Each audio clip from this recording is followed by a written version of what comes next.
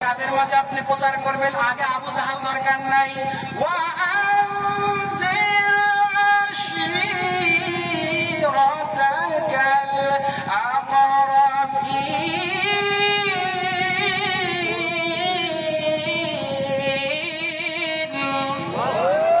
আল্লাহ পাক বলেন, আপনি নবী হে প্রথমেই তো কাফের মুশরিকদের মাঝে বড় বড়টার কাছে দাওয়াত লাগবে না, আপনার নিজের বংশের মধ্যে আগে আপনি দাওয়াত পৌঁছান। আপনি যদি এই দাওয়াতটা পৌঁছাতে পারেন, যদি সবাই দাওয়াত কবুল করে নেয়, তাহলে আপনি বুঝবেন মাকড়সার জালের মতো তারা রাস্তাঘাটে বাজারে চায়ের দোকানে আপনার বিরুদ্ধে বলবে।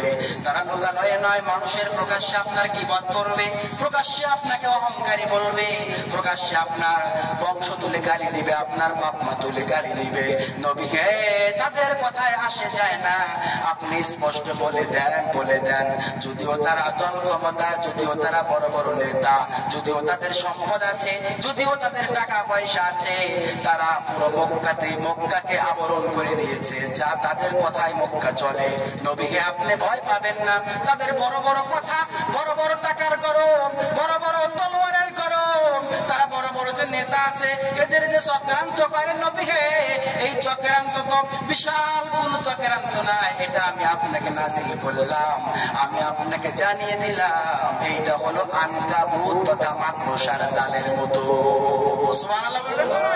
আপনি ভয় পাবেন না, আপনি সত্য বলে দেন এবং আপনি প্রচার করেন। প্রচার করতে করতে একসাথে 7 জন মুসলমান হয়ে গেছে। সুবহানাল্লাহ বলবেন না?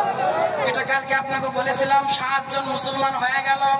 এরপরে আমার দয়ার নবীর এই যে আল্লাহ রাব্বুল আলামিন দয়ার নবীর কাছে যখন সাহাবায়ে কেরাম আসলেন আর ডাক দিলেন নবীকে, তারা তো আমাদেরকে এত আক্রমণ করে, এত জ্বালা যন্ত্রণা করে, আপনার মা বাবা তুলে গালি দেয়, আপনাকে উত্তাদি বলে বলে গালি দেয়।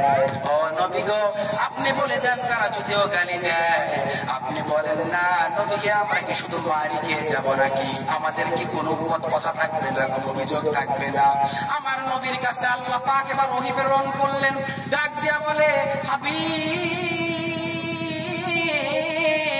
নবী হে, আপনি ক্লান্ত শ্রান্ত ঘর্মাক্ত হবেন না, আপনি আপনার সাহাবায়ে কেরামকে বলে দেন, আপনি সবাইকে বলে দেন, আহাসিবান নাসু আন ইউতরাকু আন ইয়াকুলু আমান্না ওয়া হুম লা ইফতানুন।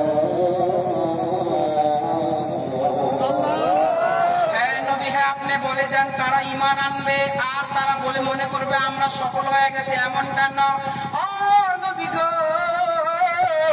আপনি সবাইকে বলে দেন যারা ঈমানদার হবে, যারা মুমিন হবে, যারা তাকওয়াবান হবে, যারা আপনার উম্মত দাবি করবে, আপনি সবাইকে বলে দেন তারা দাবি করলেই মুসলমান হবে না, উম্মত দাবি করলেই উম্মত হবে না, টুপি মাথায় দিলেই ঈমানদার হবে না, নামাজ পড়লেই তারা মুমিন হবে না, তারা ওয়াজ মাহফিল শুনলেই খাঁটি মুসলমান হবে না, তাদের আগে পরীক্ষা দেওয়া লাগবে।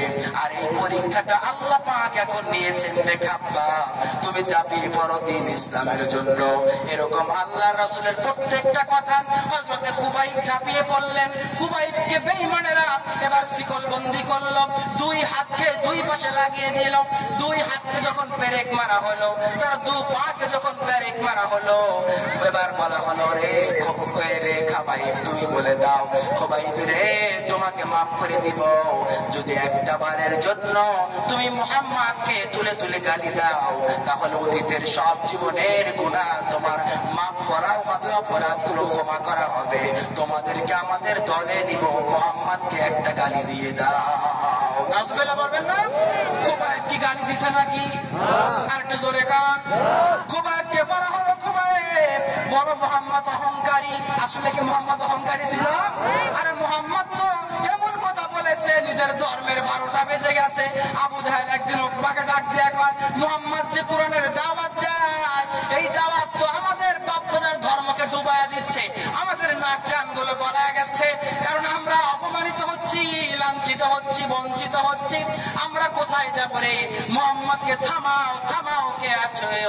এবার উকবা ডাক দিয়ে কয়, ওয়ালিদ ইবনে মুগিরার কাছে চলে যাও, মুহাম্মদ যা বলে এটা কি আসলে সত্য নাকি? ওয়ালিদ ইবনে মুগিরা তাকায় দেখে আমার দয়ার নবী পবিত্র কোরআন থেকে তেলাওয়াত করছেন। আলিফ লাম